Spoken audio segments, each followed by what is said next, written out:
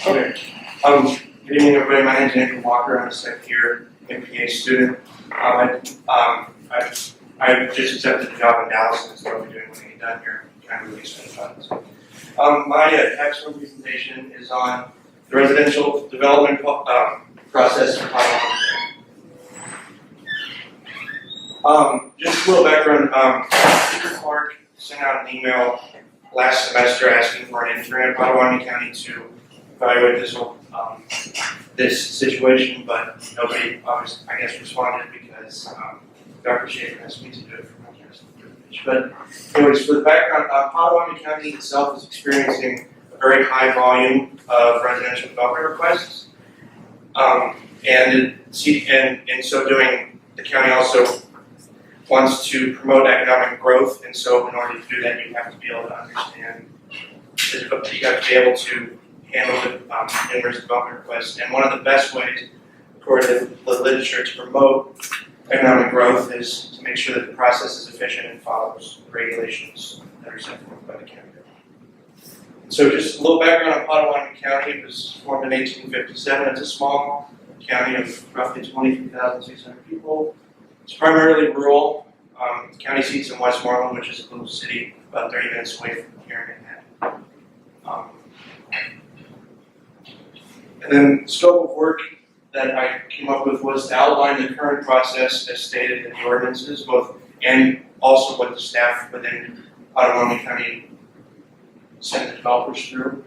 And then it was to identify the discrepancies between these policies, if there were any, and ways and recommendations to change them, and then also to estimate the direct and indirect costs of the entire planning process of development in Pottawatomie County.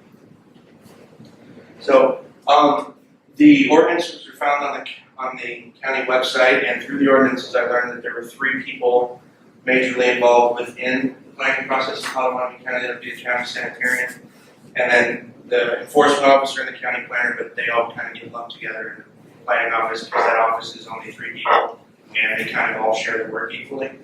I attempted to contact some private development firms both through email and telephone, but no requests were answered. So I went to SMH Consultants, which is one of the private engineering firms whose name was on a lot of the plans I saw during my interviews in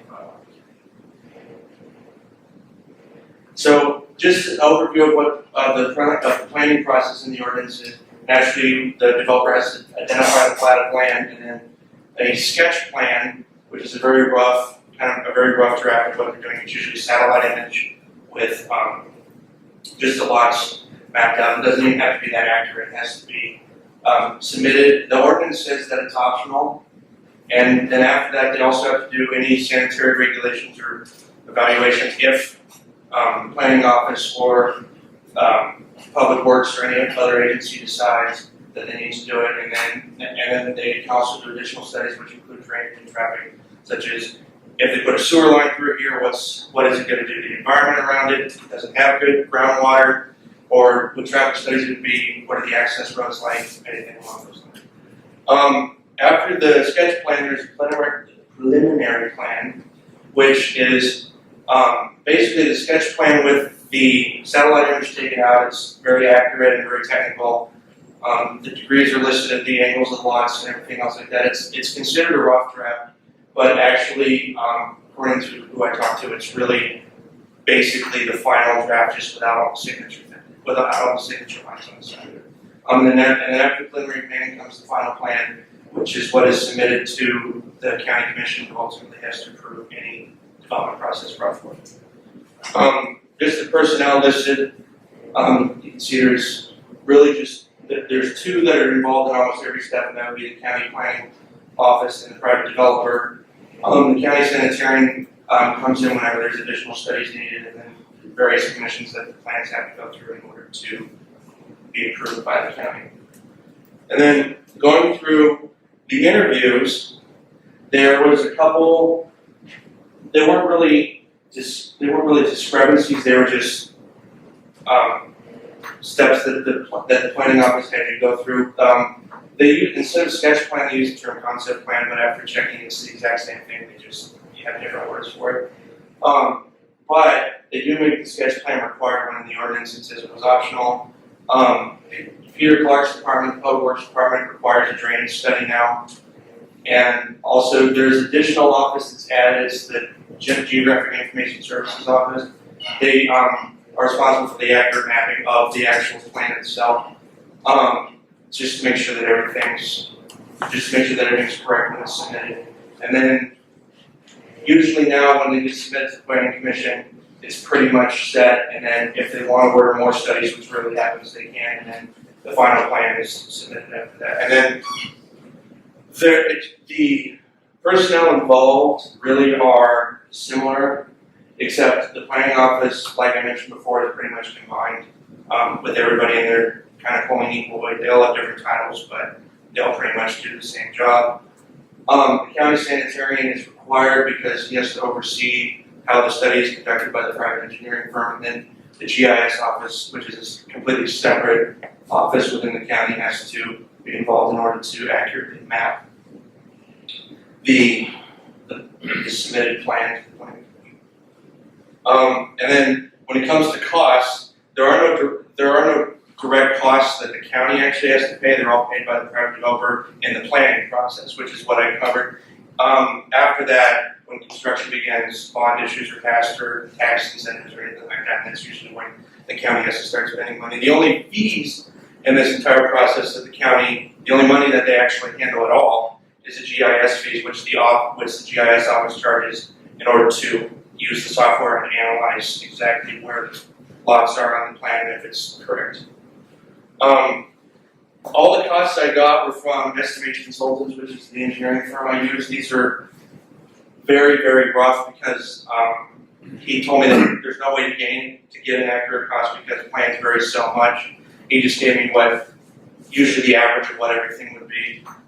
So the concept plan itself is usually less than $1,000. It just involves the satellite image and then the drawing of the actual plots. But once you get into the studies and the preliminary plan is when they get to be expensive.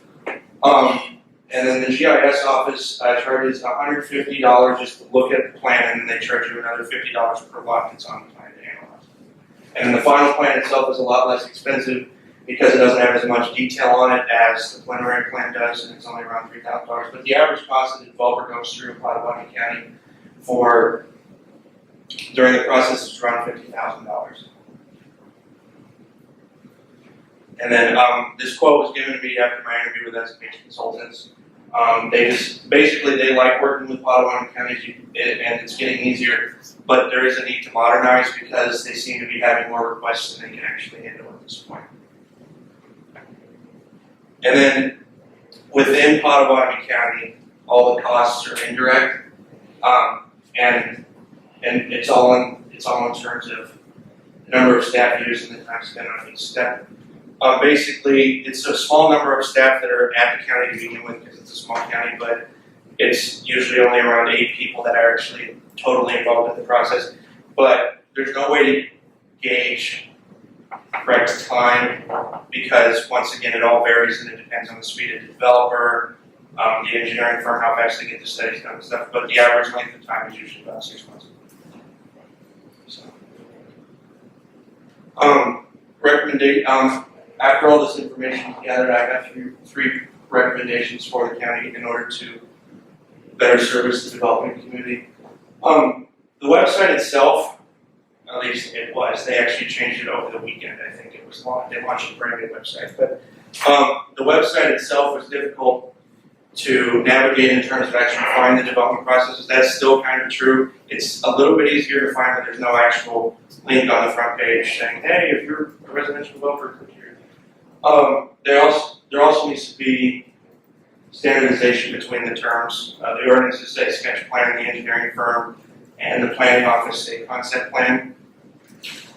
And also a checklist of sorts would be helpful to put on the website to show exactly the steps of what the county will require you to do, not what's mentioned in the ordinances, just to make it easier for the developers to figure out the steps they have to go through and what departments they'll have to contact about the process and everything. And then providing developers estimates of fees, including the GIS fees. And basically the rough averages that I presented from the engineering firms would be helpful because just to give them a ballpark estimate, granted, developing varies so much that you can't really get an accurate cost, but at least would help private developers know what they're getting into when they develop within Pottawatomie County itself.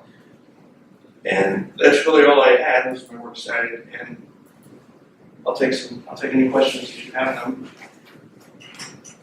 What sort of development are we talking about here? Residential development. Residential development. Anybody else? What's a county sanitarian? It's actually unique. It's actually a position that only exists in a few counties within Kansas. Most of the time they call it something different, but basically he's in charge of making sure groundwater is not contaminated, soil studies are done if they're needed, he handles any studies that need to be taken care of if there's a sewer breakage or anything along those lines. He said that there's 105 counties in Kansas and there's only about 15 to 20 actual sanitarians. Why is that? Because some counties in Kansas do not have the same groundwater issues or pollution issues that could exist within Pottawatomie County. Because the water table in some parts of the county is very high, according to what he was telling me. So the drainage study, the traffic study, those are pretty much all the time now? The drainage study is. The traffic study, according to who I talked to, is still optional, but with the amount of developing that's going on, chances are that they'll have to do it anyways. But right now, Peter's office requires the drainage study in order for the process to move forward.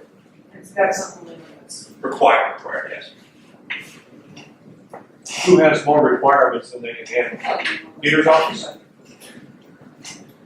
No, it's the planning office itself seems to have, according to the consulting firm, seems to have a lot of plans thrown at them at once, and with only 3 people, sometimes it's not that efficient to get things. What's the role of this consulting firm? They handle all this. The consulting firm they make all the plans, any of the preliminary plans, plats, anything like that. They handle all the studies themselves, like the drainage studies. They're overseen by the county, but the firm itself does it, any land surveying, any issues like that. They also, when the construction begins, they handle negotiating bonds with the county and they also handle sewer line placement, and it's a civil engineering firm basically is what it is. So the county has enough capacity themselves, is that unusual?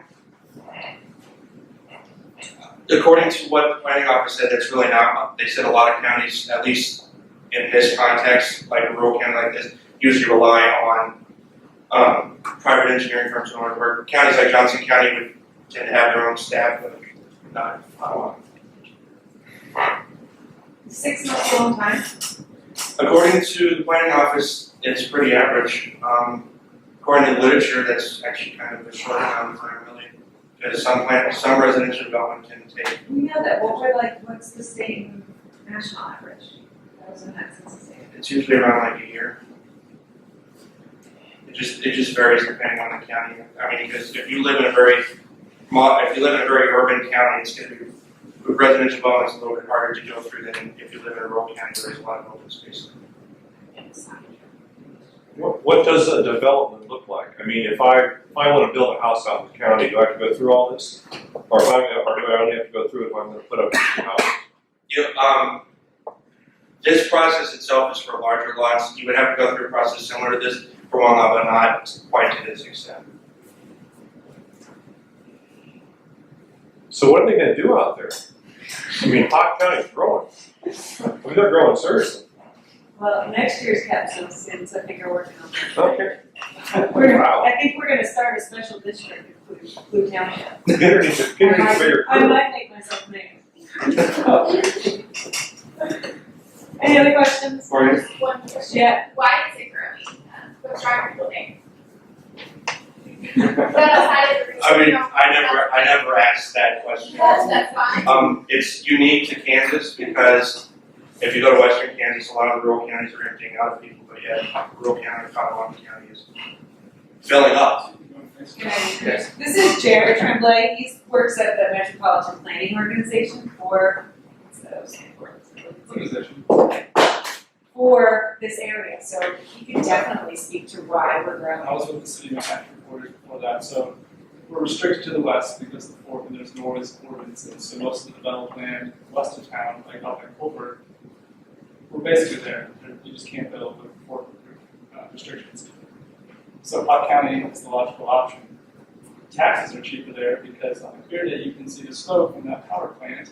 And that power plant pays a ton of money to the county, which lowers taxes, so it's cheaper for people to live there. Now, I would argue the quality of life driving across that river in traffic every day. But anyway, that's why. That's why it's really.